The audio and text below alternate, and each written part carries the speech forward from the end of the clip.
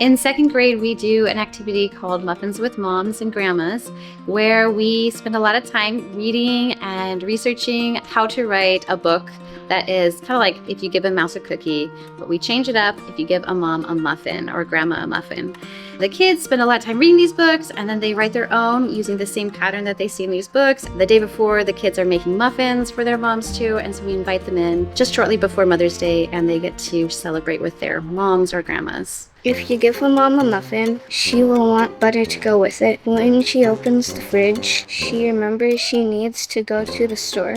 She gets in her white SUV. When she gets back, her house is a mess. Her kids had dirty clothes, papers, and pens strewn around the house. Seeing her house a mess made her remember she needs to clean. She gets out her cleaning supplies and calls down her 3 grumpy kids.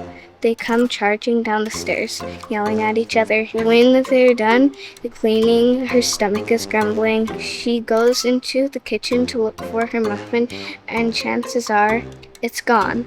There's just brown crumbs on the plate. I ate it. It's so fun to see the connection with their moms and grandmas. The kids are just so excited because it's a very secretive, don't tell them what we're doing, a surprise for them. The end.